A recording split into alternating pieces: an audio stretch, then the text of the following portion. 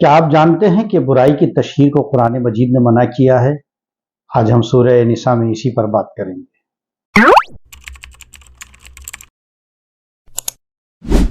بسم اللہ الرحمن الرحیم۔ السلام علیکم ورحمۃ اللہ وبرکاتہ۔ چھٹے پارے کا خلاصہ لے کر ندیم ماہر آپ کی خدمت میں حاضر ہے۔ آج ہم آپ کو بتائیں گے کہ چھٹے پارے میں آج کیا کیا ہے۔ نمبر 1 یہ کہ اس میں سورہ نساء کا کچھ حصہ ہے بقیہ، جو 5ویں پارے میں تھی سورہ نساء، اور سورہ مائدہ کا ابتدائی حصہ ہے، یعنی اس میں 2 صورتیں ہیں آدھی آدھی۔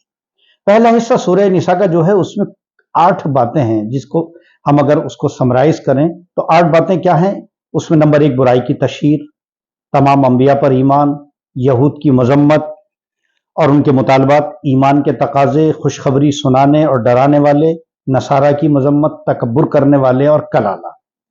سب سے پہلے نمبر پر برائی کی تشہیر۔ برائی کی تشہیر کو کسی کو علانیہ برا کہنے سے قرآن مجید نے منع کیا ہے، کسی کو برا نہ کہا جائے، مگر صرف اور صرف مظلوم کو یہ حق حاصل ہے کہ وہ ظالم کے ظلم کو لوگوں کے سامنے بیان کرے تاکہ وہ ظلم سے باز آ جائے ظلم کرنے والا۔ تو برائی کی تشہیر کو قرآن نے بالکل منع کیا ہے۔ اگر اس پس منظر میں ہم دیکھیں تو آج جو سوشل میڈیا کا جو دور ہے اس میں لوگ تیزی کے ساتھ کوئی بھی چیز آ جاتی ہے آگے بڑھا دیتے ہیں۔ اس میں کسی قسم کا ہمارے اسلام نے ہمیں اجازت نہیں دی کہ بغیر تحقیق کسی کی بات کو آگے بڑھایا جائے یا برائی کی تشہیر کی جائے۔ دوسرے نمبر پر تمام انبیاء پر ایمان۔ ایک مسلمان کا عقیدہ ہے کہ تمام انبیاء حضرت آدم علیہ السلام سے لے کر حضور اکرم صلی اللہ علیہ وسلم تک جتنے انبیاء آئے ہیں سب پر ایمان لانا ضروری ہے، لیکن شریعت محمدی صلی اللہ علیہ وسلم وہ آخری شریعت ہے جس پر ہمارا ایمان ضروری ہے، اور یہ شریعت قیامت تک رہے گی۔ تو تمام انبیاء پر ایمان لانے کا اس میں جب بات آئی تو حضور اکرم صلی اللہ علیہ وسلم اور ان سے پہلے جتنے بھی انبیاء گزرے ہیں ان پر ایمان لانا لازمی قرار دیا گیا، کسی کو مانے یا کسی کو نہ مانے۔ چونکہ یہ یہود اور نصارہ کا جو طریقہ تھا وہ یہ تھا، وہ یہ کہتے تھے کہ ہم فلاں نبی کو مانتے ہیں، فلاں کو نہیں مانتے، فلاں کو نہیں مانیں گے، فلاں کو مانیں گے۔ تو قرآن نے اس کو بالکل منع کر دیا اور یہ کہا کہ ایسا نہیں ہو سکتا کہ آپ ایک کو مانیں اور دوسرے کو نہ مانیں۔ اگر آپ ایسا کرتے ہیں تو آپ کفر کرتے ہیں، لہذا تمام نبیوں پر ایمان لانا عین ایمان ہے۔ اور پھر یہ بھی کہا گیا کہ جو لوگ ماننے والے ہیں، یعنی جو لوگ تمام نبیوں پر ایمان لانے والے ہیں، اللہ تعالیٰ ان سب کو بہترین صلہ عطا کرے گا۔ اور کس بات کا صلہ عطا کرے گا؟ کہ وہ انہوں نے تمام انبیاء کو مانا۔ اس کے بعد یہود کی مذمت کی گئی اور ان کے مطالبات۔ یہود یہ کہتے تھے حضور اکرم صلی اللہ علیہ وسلم سے کہ اے محمد، حضور اللہ کے پاس سے کوئی ڈائریکٹ اور کوئی سیدھا ہمارے پاس خط اور کوئی تحریر کیوں نہیں آتی کہ ہم تمہیں مان لیں؟ یعنی وہ یہ چاہتے تھے کہ اللہ تعالیٰ سیدھے ان کو مخاطب کرے اور کوئی خط یا کوئی رسالہ یا کوئی پیغام لکھ کر بھیجے کہ بھئی تم محمد کو مانو۔ تو اللہ تعالیٰ نے حضور اکرم صلی اللہ علیہ وسلم کو یہ بتایا کہ آپ بد دل نہ ہوں اور آپ دل چھوٹا نہ کریں ان کے مطالبات سے، بلکہ آپ سے پہلے یہ دیگر انبیاء کو جھٹلا چکے ہیں۔ انہوں نے حضرت عیسیٰ علیہ السلام کو جھٹلایا، انہوں نے حضرت مریم پر بہتان لگائی، انہوں نے حضرت ابراہیم علیہ السلام کو جو ہے وہ آگ میں ڈالا۔ تو یہ لوگ نہ ماننے والے لوگ ہیں۔ جو لوگ نہ ماننے والے ہیں آپ ان کو کتنا بھی جو ہے وہ دلیل دے دیں وہ نہیں مانیں گے۔ اور ایسے ہی یہ بتایا گیا کہ ان لوگوں نے مطالبہ کیا پچھلے نبیوں سے کہ ہمیں دکھائے اللہ تعالیٰ، چنانچہ اللہ تعالیٰ نے اپنی ایک تجلی دکھائی اور سب کے سب بے ہوش ہو گئے۔ تو لہٰذا یہ ماننے والی قوم نہیں ہے۔ جن کو ماننا ہے وہ مان لیتے ہیں، اور جن کو نہیں ماننا آپ ان کو 100 دلیل دے دیں وہ نہیں مانتے۔ اس کے بعد ایمان کے تقاضوں کی بات آئی۔ ایمان کے تقاضوں میں اللہ تعالیٰ نے بتایا کہ پختہ علم والے اور ایماندار لوگوں کو قرار دیا، اور کن لوگوں کو؟ ان پر جن پر انعامات کا اجر عظیم دیا گیا ہے، یعنی جو کچھ آپ صلی اللہ علیہ وسلم پر نازل ہوا انہوں نے اس کو مانا، اس پر ایمان لائے، اور اس کے بعد جو آپ سے پہلے نازل ہوئی کتابیں، توریت، زبور، انجیل وغیرہ جتنی بھی کتابیں ہیں ان پر ایمان لائے، نماز قائم کی، زکوٰۃ ادا کی اور دیگر امور کی پابندی کرنے والے ہیں، اور روز آخرت پر یقین رکھنے والے ہیں۔ تو اللہ تعالیٰ نے یہ کہا کہ یہ ایمان کے تقاضے جو پورے کرے گا اللہ تعالیٰ اس کو بہترین زندگی دنیا میں بھی دیں گے، اور دنیا کے بعد جو اخروی زندگی ہے وہ اللہ تعالیٰ اس کو بہتر سے بہتر زندگی عطا فرمائیں گے۔ اس کے بعد 5ویں چیز خوشخبری سنانے والے اور ڈر سنانے والے۔ کوئی قوم ایسی نہیں گزری، یاد رکھیے گا، جس کو اللہ نے جس میں نبی نہ بھیجا ہو یا کوئی پیغمبر نہ بھیجا ہو، یا جس میں اللہ تعالیٰ نے کوئی ہدایت کا راستہ بتانے والا نہ بھیجا ہو۔ کوئی قوم ایسی نہیں گزری دنیا کی اس لیے اللہ تعالیٰ نے صراحت کے ساتھ فرمایا کہ اللہ تعالیٰ نے کیوں کیا؟ تاکہ انسان کے پاس کوئی حجت نہ رہے، کل کو انسان یہ کہے گا کہ اللہ ہمارے پاس تو کوئی بتانے والا نہیں آیا۔ تو اس لیے اللہ نے تمام انسانوں کے لیے اس دنیا میں کوئی نہ کوئی ہدایت کا راستہ بتانے والا بھیجا ہے۔ اور پھر آگے اللہ تعالیٰ نے ارشاد فرمایا کہ سب اللہ کے رسول سچے ہیں اور حق بات لے کر آئے دنیا میں۔ اس بات پر ہمارا ایمان، اور خوشخبری بھی سنانی اور ڈر بھی سنایا، یعنی جن لوگوں نے اچھے عمل کیے ان کو خوشخبری سنائی جنت کی، اور جن لوگوں نے برے عمل کیے ان کو جہنم کی وعید اور اس کے عذاب سے ڈرایا۔ ایسے ہی آپ صلی اللہ علیہ وسلم پر بھی نازل ہوئی وحی، ایسے ہی حضرت نوح علیہ السلام اور دیگر انبیاء کا بھی اس وقت اللہ قرآن مجید نے اس بارے میں ذکر کیا۔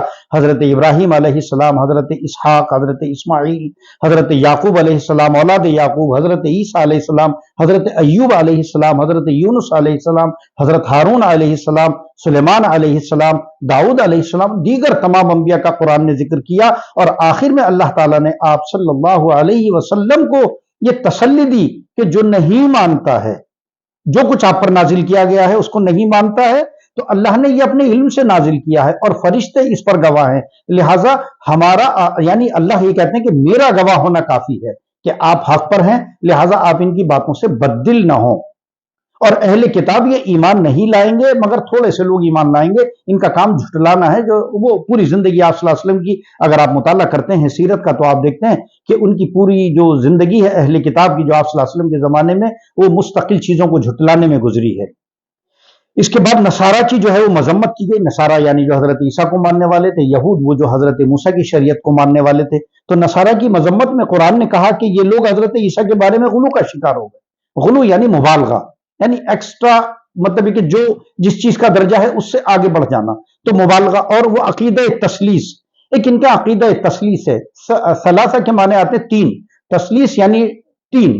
وہ تثلیث جو ہے اصل میں مسیحیت کا بنیادی نظریہ یہ ہے کہ خدا تو ایک ہے لیکن تین اقانیم ہیں، یعنی 3 persons ہیں۔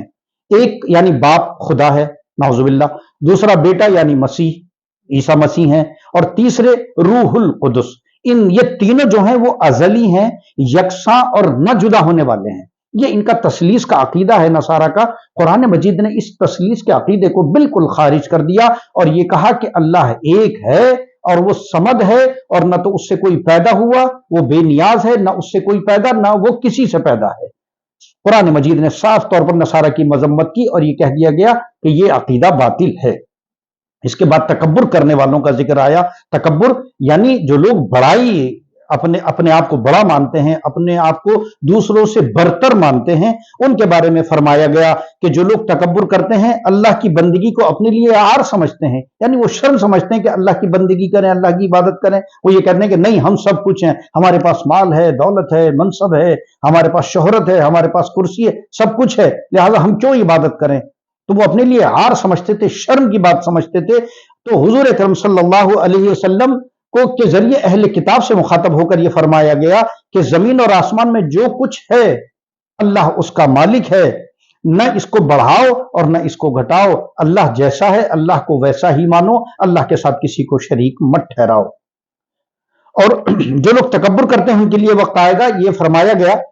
اس کے بعد کلالہ کا ذکر آیا۔ سورہ نساء کا آخری جو حصہ ہے اس میں کلالہ کا ذکر ہے۔ کلالہ اس سے پہلے بھی ہم نے ذکر کیا کہ وہ شخص جو فوت ہو جائے، جس کا نہ کوئی اصل ہو اور جس کی نہ کوئی فر ہو، یعنی نہ تو اس کی اولاد ہو، نہ اس کے والدین اور نہ اس کے دادا دادی ہوں، اس کی وراثت کا بھی اس سورہ کے آخر میں ذکر کیا گیا۔ اور دوسرے حصے جو ہے اس پارے کا وہ سورہ مائدہ کا ہے۔ اس میں جو ابتدائی حصے میں 7 باتیں قرآن نے نقل کی ہیں، میں آپ کو سرسری طور پر بتاتا ہوں۔ آج کی ویڈیو شاید لمبی ہو چونکہ یہ مطلب موضوع ایسا ہے اور یہ پارا بھی ایسا ہے کہ اس میں بہت ساری چیزوں کا قرآن نے بیان کیا ہے۔ اس میں سب سے پہلے کہا گیا کہ اوفو بالعقود، یعنی جو آپ ایگریمنٹ کرتے ہیں، جو آپ معاہدہ کرتے ہیں، جو آپ کسی سے وعدہ کرتے ہیں، اس کو پورا کیجئے۔ یعنی ہر جائز اور عقد، یعنی ہر جائز جو ایگریمنٹ ہے، جو وہ تمہارے اور تمہارے رب کے درمیان ہو یا انسانوں کے درمیان ہو، اس کو پورا کرو، اس کے اندر حق تلفی نہ کرو۔ نمبر 2، حرام چیزیں، حرام چیزوں کا ذکر کیا گیا۔ بہنے والا خون ہے، خنزیر کا گوشت ہے، مردار ہے، اور وہ جانور جو غیر اللہ کے نام پر ذبح کیا گیا ہو، اس کے بارے میں بھی اس میں اس کی حرمت کا ذکر کیا گیا کہ یہ سب چیزیں حرام ہیں۔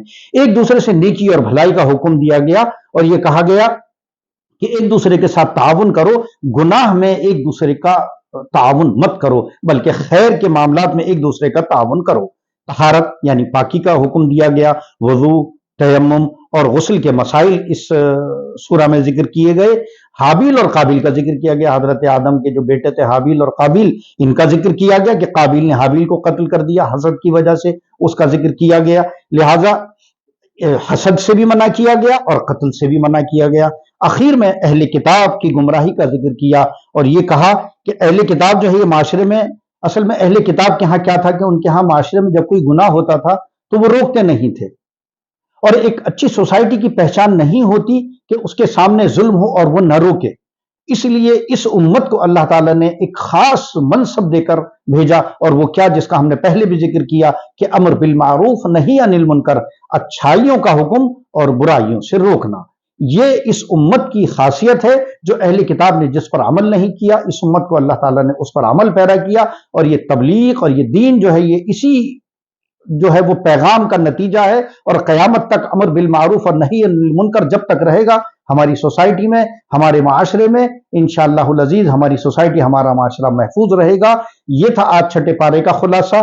ندیم ماہر کو اجازت دیجیے، اس ویڈیو کو آگے دوستوں میں بھیجیے اور خیر کو پھیلانے کا ذریعہ بنیے۔ اللہ تعالی ہم سب کو عمل کی توفیق دے۔ آج کی ویڈیو کچھ زیادہ لمبی ہوئی ہے، انشاءاللہ العزیز کل ہم پھر 7ویں پارے کا خلاصہ لے کر آپ کی خدمت میں حاضر ہوں گے۔ ہمارے چینل کو سبسکرائب کیجیے، خصوصی دعاؤں میں یاد رکھیے۔ السلام علیکم ورحمۃ اللہ وبرکاتہ۔